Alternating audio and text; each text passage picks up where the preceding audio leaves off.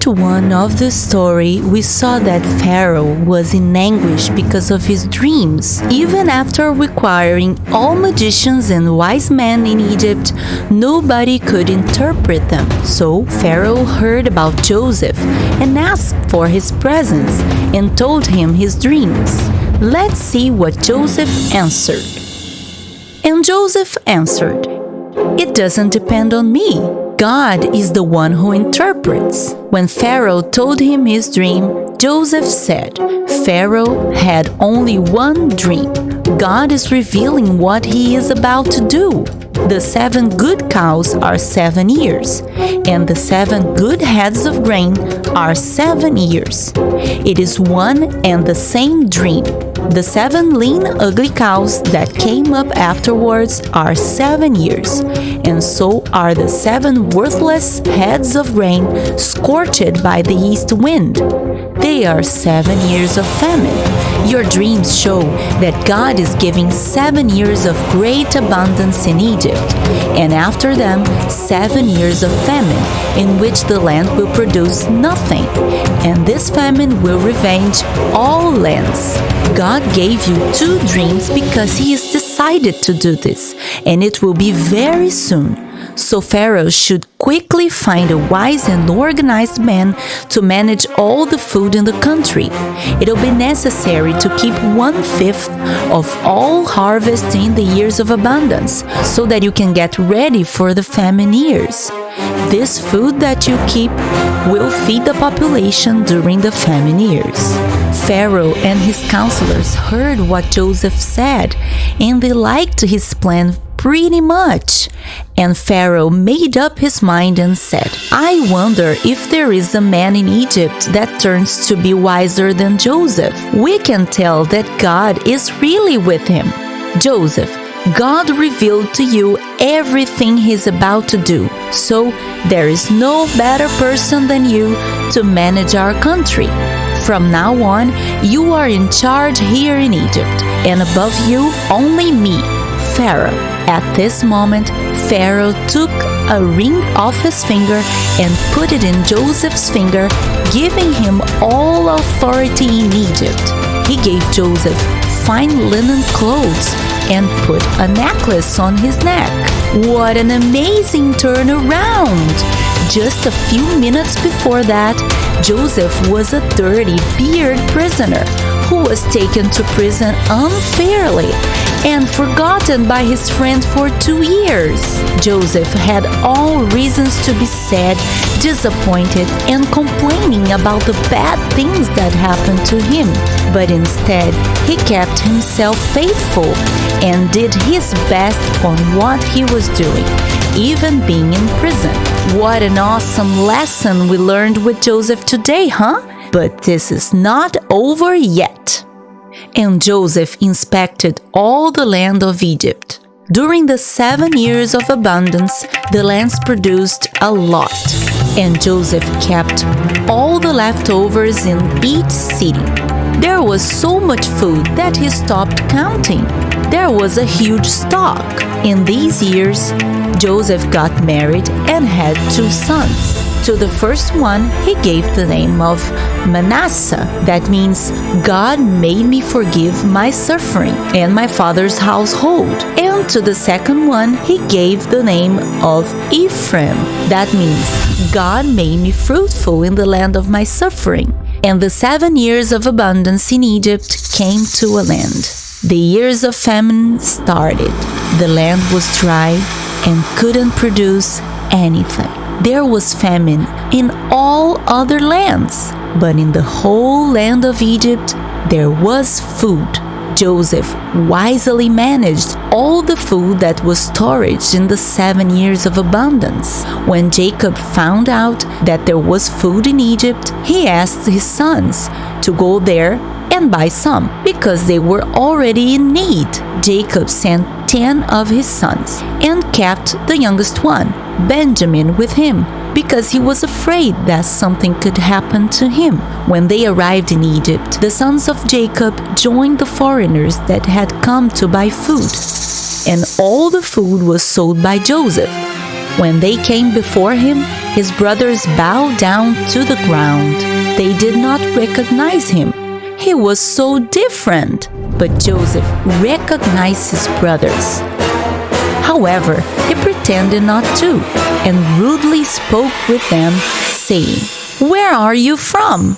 And they answered, "From the land of Canaan. We came to buy food." But Joseph accused them of being spies. They denied, saying, "No, my lord, we just came here to buy food. We are all brothers. We are honest men." But Joseph insisted on that. So they started to give him more information. "We are 12 brothers. 10 of us are here.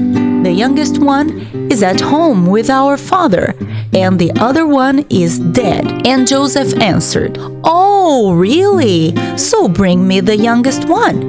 If you don't bring him, I won't let you leave. Choose one of you to go and get your brother, and the other ones will be arrested here, waiting for him to return. If he does not return, it means you are all spies." And they were in prison for 3 days. On the 3rd day, Joseph came to them and said, "I fear God, so I will be kind to you. Choose one of your brothers to be arrested here, and all the others can return to your father, take food to your family, and then come back here with your youngest brother to prove that you were not spies. After that, I will release the one who was arrested here."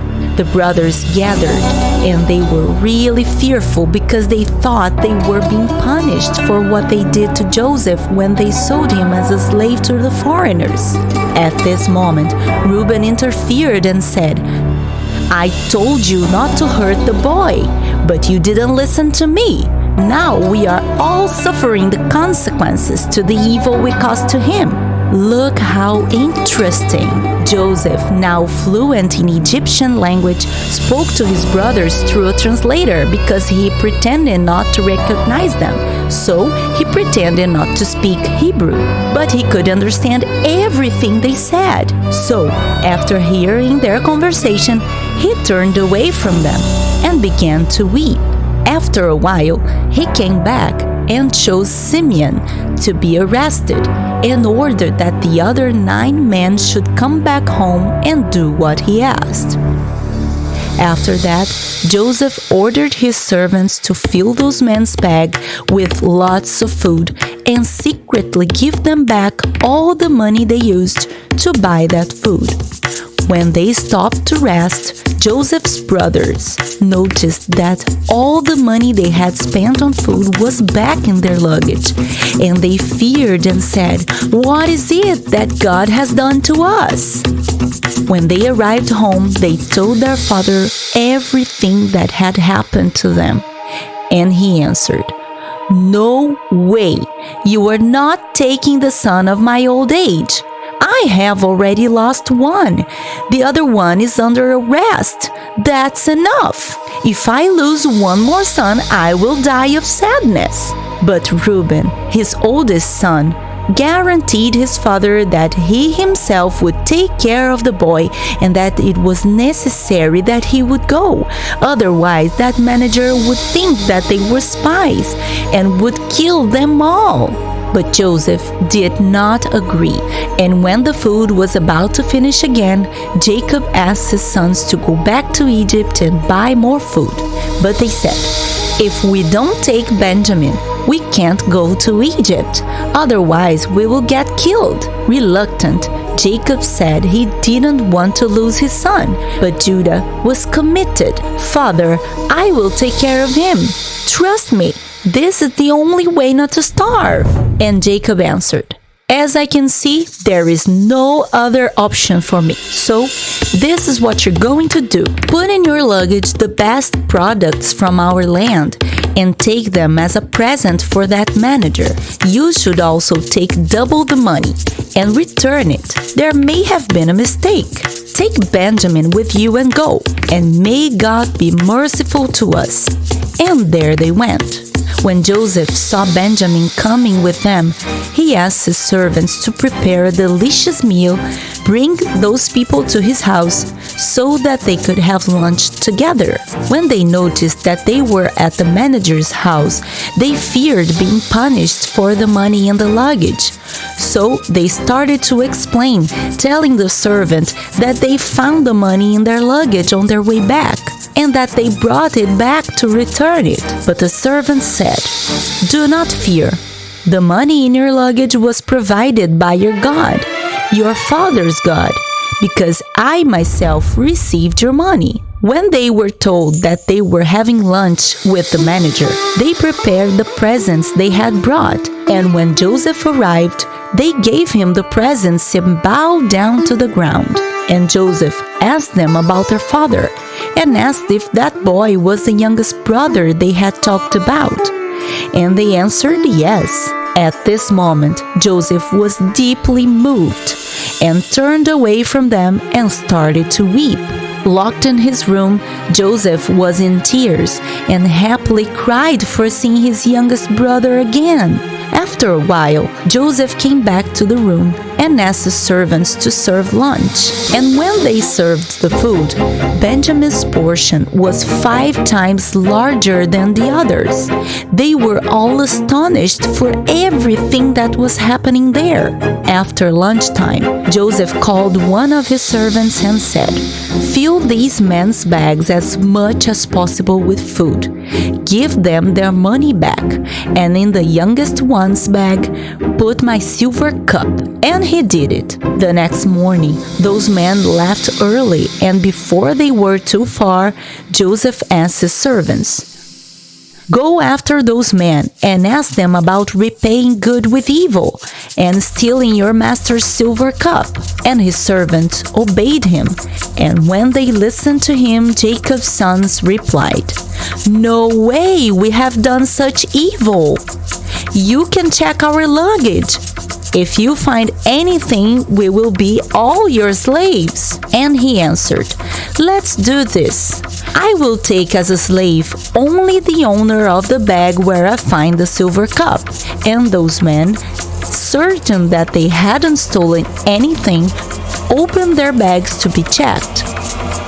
But for their surprise, he found the manager's silver cup in Benjamin's bag. Now they were desperate. In Benjamin's bag? Oh no! Why was all that happening? Jacob's sons were terrified. Due to this situation, they all closed their bags again and went back to Joseph's house. And he asked them, "Why did you do this? I treated you so well here in my house. I served a feast and you decided to steal from me? Don't you know that I am a powerful man and that I can guess things?" And his brothers bowed down to the ground and said, "What can we say? How can we prove our innocence? God showed you our mistake, and now we will be your slaves." And Joseph replied, "No way. I'm not that bad. Only the owner of the bag where the cup was in is going to be my slave. The others can go home. You are all free." Even worse, they thought. How could they return home without his father's youngest son? And Judah spoke. He said, "Look, Mr. Manager, our father didn't want to let us bring our youngest brother with us. But I explained to him that if he didn't come, we couldn't return here to buy food. And this way, we would all starve. So I told him that I would be responsible for him and that he could trust me. It's a fact that if I arrive home without this boy, my father will die of sadness. I beg you, let me stay in his place as your slave." At this point, Joseph could not hide his emotions anymore and asked all his servants to leave the room and revealed himself to his brothers. Weeping, he said, "It's me, Joseph, your brother, the one you sold as a slave to the foreigners." His brothers were so surprised that they couldn't speak. And he completed, "But don't you worry, and don't you feel guilty for having sold me, because it was God who sent me here to save many lives. We have already had 2 years of famine, and we will still have 5 more. If I wasn't here, our father wouldn't have descendants, because we would have all starved. God sent me here for a great deliverance. Now rush to our father's house, tell him all that happened, and bring him and all the others here, your wives and children, and also your flocks and all your belongings. I will prepare land for you to live here in Egypt." And they all hugged emotionally, crying for everything that God had done. When Pharaoh heard about Joseph's brothers, he still completed, telling them to take the royal chariots to pick up their family, and promised that all the best of Egypt would be given to them. And when Jacob heard it all, he got amazed. And on their way to Egypt, God spoke to him, "Jacob, I will go with you to Egypt. There you will establish your family and offspring. Don't worry, I myself am taking you there, and I myself will bring you back." What a story, huh? God really surprises us with his extraordinary way of providing and transforming the toughest reality in prosperity and unmeasurable blessings. God is really good all the time. Praised be his holy name. Amen.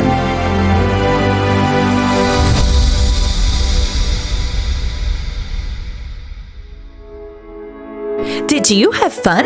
So press the like button and subscribe. And don't forget to follow us on Instagram. See you soon. Bye!